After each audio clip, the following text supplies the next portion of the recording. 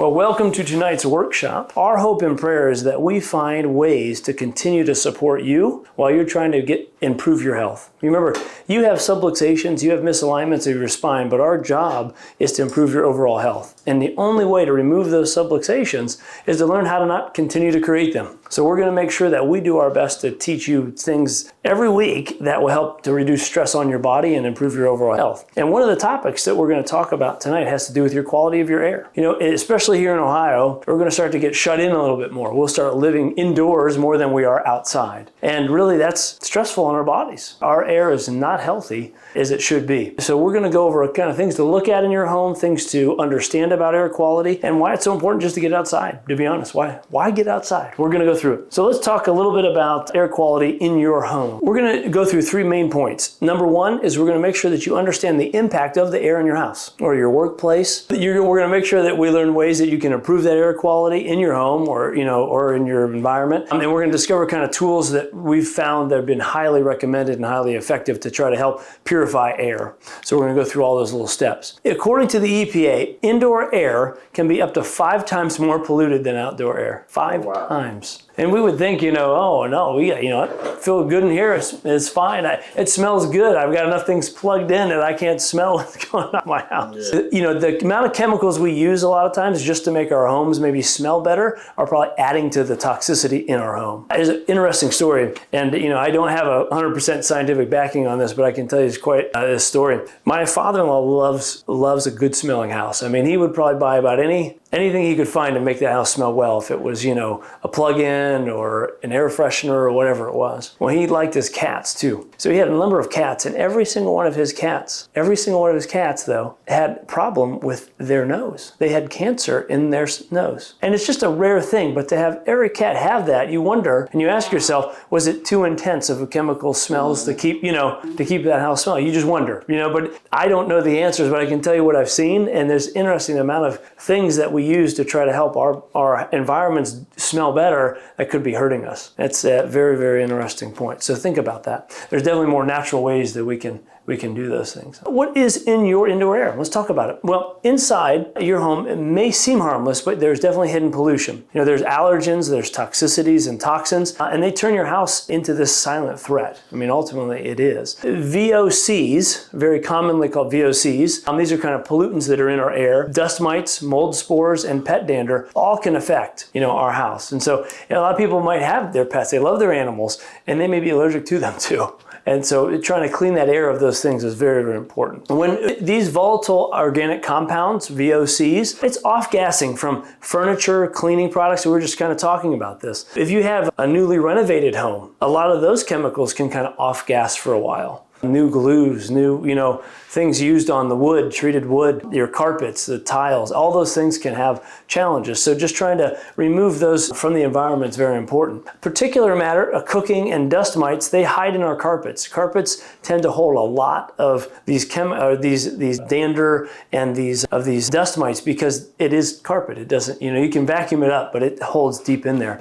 Burning candles, using certain paints can elevate pollution levels. There's candles when you burn them, they see a bigger black ring around some, and there's other ones you won't see that black ring.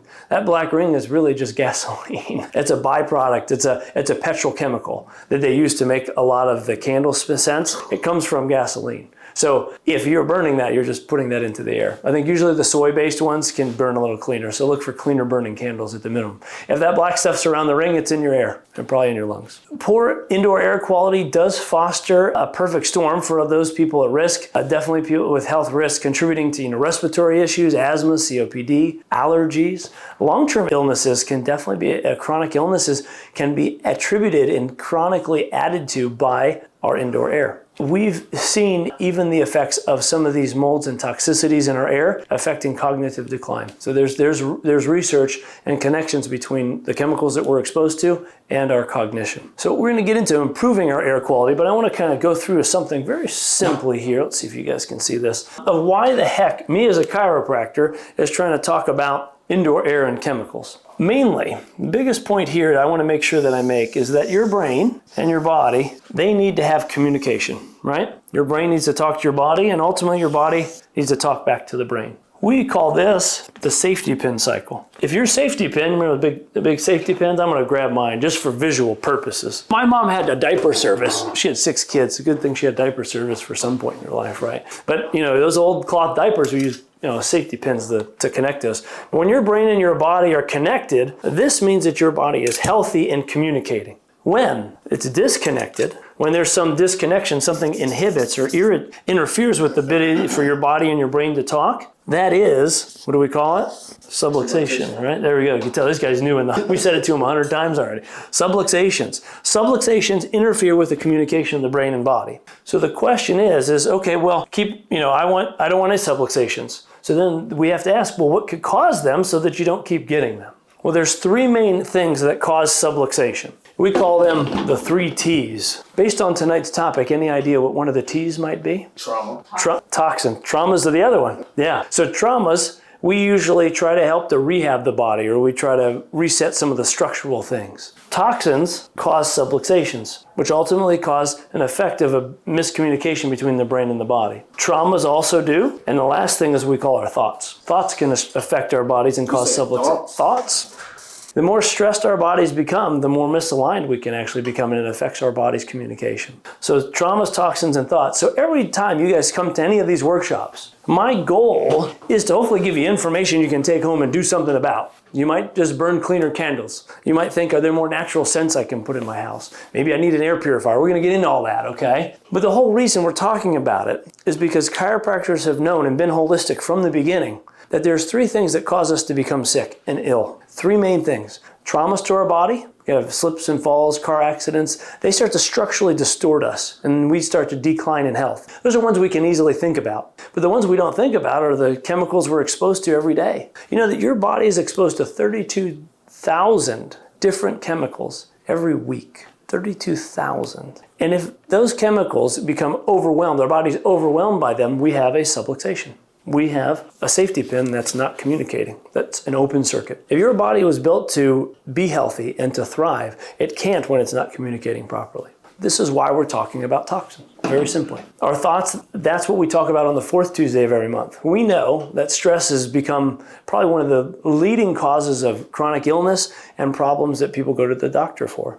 So we want to try to teach you ways to try to de-stress your body. That's the 4th Tuesday of every month. We're always going to talk about something we call Think Well. We want to try to teach you how to eat well too, because a lot of times these toxins come from what we're putting in our bodies, not just our air, but it is our air, it's our water, it's our food. So we'll talk about food. We talk about moving well too, because if our bodies have physically had trauma, we need to move them. If we don't use it, we lose it. So we've got to move it, right? And move it well. When you get adjusted, you have the chance of starting to move better and freeing up that communication. So let's dig into the air quality, because there may be things that you can start to do today or even start to think about implementing over the next month that could help you feel better and even need less adjustments. As crazy as that sounds. So let's talk about this a little bit about our air quality. How do we improve it? Number 1, just open your darn windows. There might be a lot of junk outside, but it's diluted compared to your home. I know as people used to just, even the winter, just cleanse the air. Just open those windows and get it pumping through. If you had an ideal situation with your heater, they would pull fresh air from the outside, heat it, and then put it in your house. But that would be very inefficient and very expensive. That's why we recirculate our air. It's a lot easier to have air that's starting to cool to 70 degrees and I want to heat it back up 1 degree to 71 than to take 32 degree air, heat it to 71, and then put it in your house. So bring in fresh air as often as you can. 10 to 15 minutes can even make a difference, especially during moderate weather. For sure. So freshen the air, flush out those indoor pollutants, refresh your air. Leave your shoes at the door. Preventing tracking in dust, pollens, pesticides, and other toxins. My wife's on this call. I better make sure I start giving my shoes at the door. I'm not good at that. But we're around dirt. Why bring more into the house if we can prevent it? Vacuum.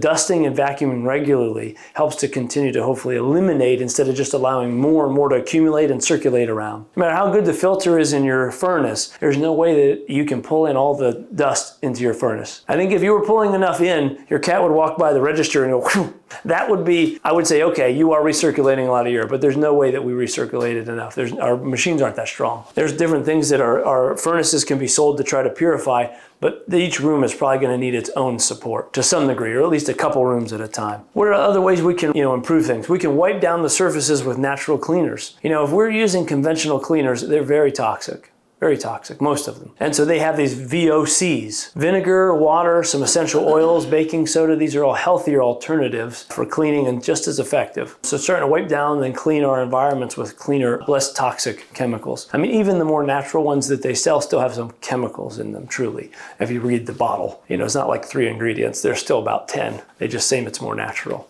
So trying to make your own cleaners, that's a good start maybe. Run the kitchen and bathroom fans. Definitely continue to try to circulate air and move things in and out of the home. When you have moisture in the house, it can, from cooking or other things, that's going to definitely add to mold growth and more air pollution. We definitely want to keep our house dry. Not too dry, but dry enough, because the more moisture there is in our home, the more likely there is to start to grow molds especially. Those are kind of the biggest silent destroyers of our health that we're still trying to figure out in medicine what to do about, to be honest. Too many candles or incense. I mean, you're really adding a lot, like we talked about my poor father-in-law's cats. Just think of their poor cancerous nose. If you don't want to add too much to your house to start to challenge your body to remove these toxins, limit the use. Shake out your rugs and cushions as often as you can outdoors. It's an old school habit, but it is a wonder for releasing dust. I mean, if you go outside and knock those things around, it's like they're never going to stop. Well, it's just going to keep dusting. So cleaning our environment is very important. Practice that natural humidity control. Open the windows after showers, hang clothes to dry inside or outside, use fans to circulate air. Those are some simple practices that have kind of been lost. We've got stuck in our homes and got stuck to our homes. We're keeping all of our air inside. We need to move it around. What we use in this office to try to purify our air and clean our air is something called the My Triad Air. We have the use of it in our business. I use it at home as well. But it's really, really good for trying to remove odors, but it also can kill bacteria on site, on surfaces. If you go on the website, I think our website should have a link to it, but if you go to mytriadair.com, you can watch some of the videos. But it uses a 3-part process. It's going to add electrons in the air. Those electrons actually bind to heavier things and can kind of get them to fall to the ground. The ozone? Ozone is another thing. So when you put electrons in the air, that's one process. The ozone's a second. And that's good? Yeah, at certain levels. You got to kind of monitor the size of your environment, the room that you're in, and how much you're producing out. But there's a big debate about that. I would suggest you go to My Triad Air and learn more about the ozone. But the ozonation is very helpful. Now, too much, a story like too much ozone is not good. It can challenge your lungs for at least a short time. Ours was set to kind of purify our whole house, but it was in one room and the door got shut. And my son was in there for like a night, and he kind of felt like he had a cough or burning for a little bit. So you just got to be careful with those things. Think about this. If we're not just living outside all the time and we're not getting all this fresh air, well, now we have to utilize this unnatural environment to try to create other things to make it more natural. And so we can have challenges. Anytime we try to add something to fix something, it can cause other problems, just like medications do all the time. So we talk about our air. The more we add in there, the more challenging it is. But we're probably not going to live outside. So we got to find a balance. This tries to bring the more natural chemical, the things that are outside, inside. That's what this will do. And also has purification too. There's a purifying plate in there. So it's definitely recommended for allergies and asthma, respiratory issues. It removes and destroys molds and mildews. It actually binds to those things floating around and helps them to fall down so they can be swept up and gotten rid of. Danders, a lot of microparticles that are floating around, it can remove. So this is what we recommend, that My Triad Air. I think we have a link, or we'll send it out definitely in an email at some point.